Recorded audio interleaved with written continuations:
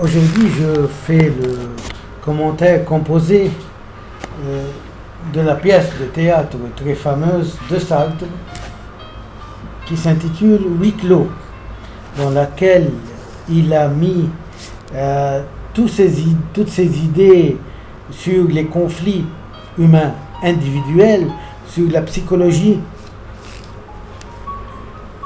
des hommes entre eux, des humains entre eux, lorsqu'il élabore des sentiments de haine, de malentendus, d'inconfiance, et ainsi de suite. C'est pourquoi il a imaginé une chambre qui retient 3 personnes, un homme et 2 femmes. Et dans une longue période, ils ont resté là-bas et on fait paraître tous les sentiments, et les relations entre 3, c'est-à-dire un homme contre les 2 femmes, une femme contre les 2 autres personnes, et ainsi de suite. Tout d'abord, la chambre qui renferme ces 3 personnes, on ne connaît déjà pourquoi ils sont là-bas, mais ça nous rappelle un peu une des histoires policières d'Agatha Christie, lorsque des condamnés se sont retrouvés dans un palais sans savoir pourquoi, et chacun à son tour sera tué. Mais ça, c'est un peu différent. Mais ce sont des condamnés, et non pas des condamnés dans la pièce de Huis clos, ce sont des morts, ils sont déjà morts, et ils se rencontrés. La chambre, c'est l'enfer. Ça représente l'enfer. Pourquoi ? Parce que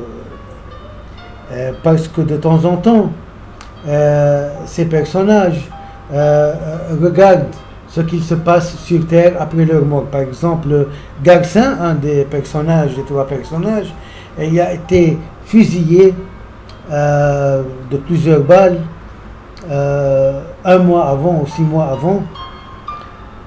Donc, les 3 sont morts.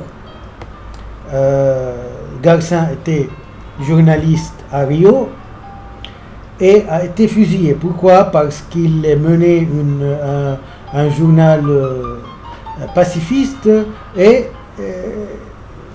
il devrait passer à la guerre. Il s'est enfui. L'autre personnage est asphyxié et morte d'asphyxiation de gaz. La 3e de pneumonie, Estelle de pneumonie, Inès de gaz, asphyxiée de gaz. Et chacun de ces personnages n'est pas uniquement victime, mais il a fait des problèmes aux autres, il a fait un mal aux autres. Par exemple, Garcin, sa femme est morte de chagrin, car il aimait les femmes, il aimait que sa femme en souffre. Estelle, son amant s'est suicidé à cause d'elle, parce que elle est tombée enceinte d'une fille et elle ne voulait pas de cette fille. Quand son amant a su, il s'est suicidé, il a su qu'elle s'est débarrassée de la fille, il s'est suicidé. Et de même, l'autre, Inès, elle a aussi une histoire particulière. Donc, ça c'est un enfer. Mais c'est aussi semblable à la vie sur Terre.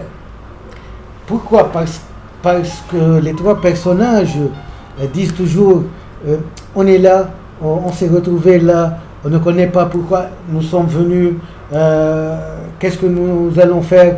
Donc, c'est des questions que l'homme pose philosophiquement sur Terre. Et pour Sartre, la Terre et l'enfer, c'est la même chose. L'enfer, c'est la Terre. Et sur Terre, c'est l'enfer. Et c'est quoi l'enfer? C'est le regard des autres. Même mort, l'homme vit dans la conscience des autres. Les autres le jugent comme un miroir et pire aussi.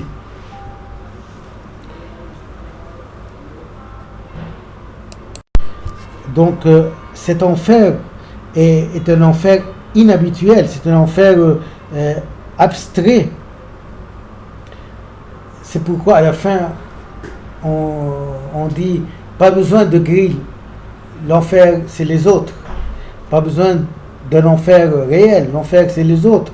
Donc on a vu que Estelle a étouffé son enfant, Inès elle était coupable d'avoir séduit une fille, puis dans un autre temps Estelle voit Pierre et Olga continuer leur vie dans sa maison, de même que les autres personnages. Donc l'enfer est une torture morale. C'est ce que Sartre a voulu dire. Mais Sartre a voulu aussi dessiner, tisser les relations de conflit et de convoitise, de jalousie, de haine entre ces trois. Même nous, comme des personnes normalement que nous vivons dans la vie, nous ne pouvons pas habiter avec un autre. Sitôt qu'on habite avec un autre, même un amant, même une amante, donc on rentre en conflit. On sent qu'on se dérange de l'autre. Donc c'est ça. Et aussi, on ne peut pas trouver la liberté même si on est seul. On n'est jamais seul. C'est un des messages passés dans cette pièce. On n'est jamais tout seul. Et on n'atteindra jamais la liberté. Vous voyez à la fin de la pièce, la porte s'est ouverte, mais il ne pouvait pas sortir et se libérer. Même si la porte était ouverte, il frappait à la porte pour qu'elle s'ouvre. Et quand elle s'ouvre, ils ne peuvent y aller parce qu'ils sont attachés l'un à l'autre. Pourquoi? Parce que l'autre devient le regard qu'on a besoin pour se connaître. Garcin a dit à Inès à la fin, je ne peux pas partir parce que toi, tu m'as appris ce que c'est la haine.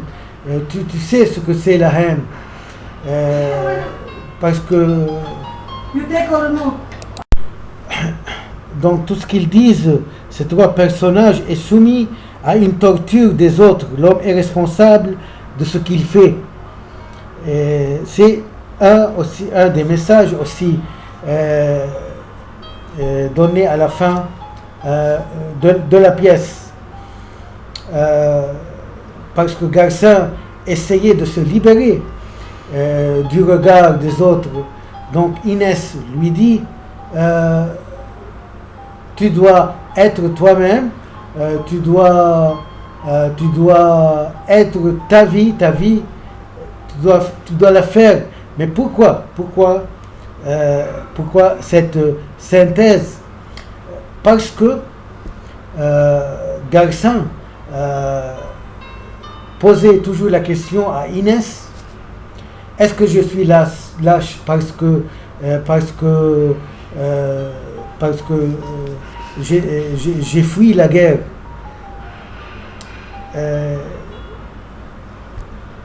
Inès dit: je ne sais pas, c'est toi qui dois savoir. Donc il ne sait pas.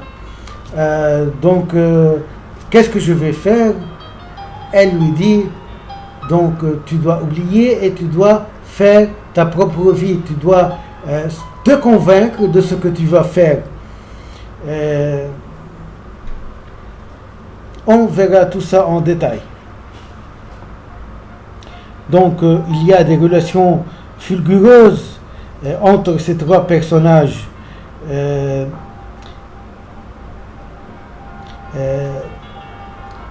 Garcin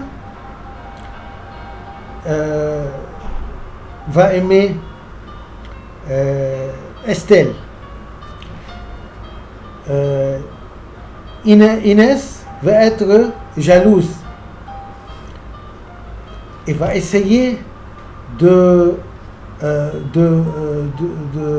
faire paraître la vraie vérité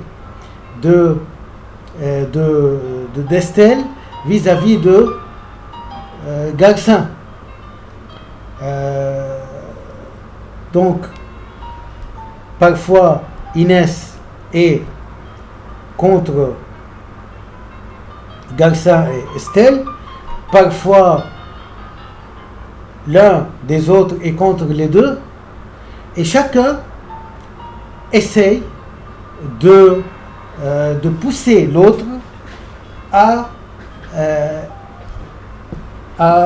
dire ce qu'il a fait de mal dans son passé. Donc chacun pousse l'autre à faire paraître le mal de son passé, à se confesser et à faire sortir ce qu'il y a dans le psyché humain de mauvais, de haine, de sentiments haineux.